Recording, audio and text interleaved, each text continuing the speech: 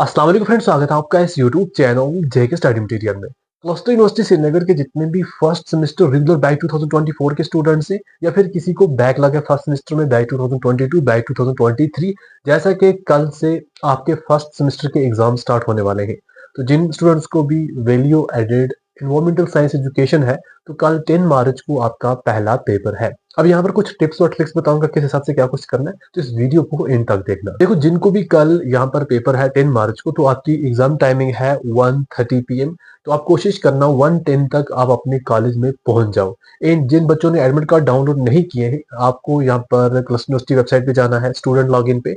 वहां पर लॉगिन जैसे करोगे, आप अपना एडमिट कार्ड डाउनलोड कर सकते हैं। जिनको एडमिट कार्ड डाउनलोड करने में कोई प्रॉब्लम आ रही है, आप मुझे डीएम कर सकते हैं, थोड़ी बहुत हेल्प मैं भी कर दूंगा। अपना एडमिट कार्ड प्रिंट करवा के साथ लेके जाना। तो जिनको भी वैल्यू एडेड सब्जेक्ट है, जैसे कि कल तो एनवायरमेंटल साइंस एजुकेशन है, बाकी जो भी वैल्यू एडेड है, तो आपको 36 मार्क्स का पेपर आएगा, 15 पास मार्क्स रहने वाले हैं। सेक्शन ए में 4 लॉन्ग क्वेश्चन पूछे जाएंगे, आपने सिर्फ 2 अटेम्प्ट करने हैं, कोई भी 2 आप चूज कर सकते हैं। तो 7 मार्क्स का एक क्वेश्चन है, टोटल बन जाएंगे 14 मार्क्स। और इसमें एक चीज का थोड़ा बहुत ध्यान रखना, जैसा कि ये वैल्यू एडेड जो सब्जेक्ट है, इसमें आपको वहां तो लिखा होगा लॉन्ग क्वेश्चन के up to 400 words.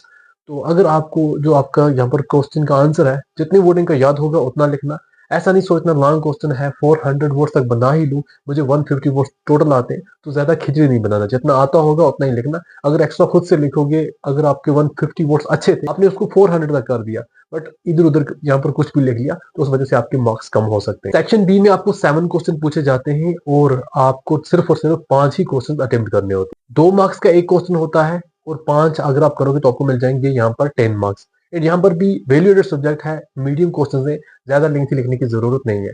30 to 40 word भी लिखोगे तब भी आपको मार्क्स मिल जाएंगे, क्योंकि 2 मार्क्स का एक क्वेश्चन है। सेक्शन सी में आपको सिंपली डेफिनेशन कोई पूछी जाती है, या कोई फिल इन द ब्लैंक्स, या फिर कोई ऑब्जेक्टिव पूछा जाता है। टोटल 8 क्वेश्चन होते हैं, 1.5 मार्क्स का एक क्वेश्चन बनता है, टोटल बनते हैं 12 मार्क्स। जब भी आप पेपर अटेम्प्ट करोगे, आपने जो आपको आता है ना, कोशिश करना वही लिखने की। अगर आपका लॉन्ग क्वेश्चन है, जैसे मैंने आपको अभी बोला, अगर आपको 150 वर्ड तक याद है, आपको उसको 400 तक खींचने की जरूरत नहीं है, जितना याद है उतना ही रखना है। हाँ, अगर आपको कोई क्वेश्चन बिल्कुल भी याद नहीं है, तो आप उसको खुद से बना सकते हो।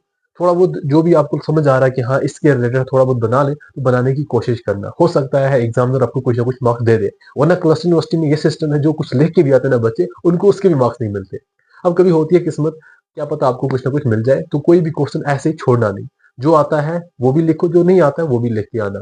जैसा कि आपने देखा होगा, बोर्ड एग्जाम में अगर कोई नकल करता है, उसका यहाँ पर यूएफएम लिस्ट में नाम आता है, उस पर केस लगता है, वो कुछ साल तक एग्जाम नहीं दे सकता। तो ऐसा सिस्टम यहाँ पर कॉलेज में भी होता है।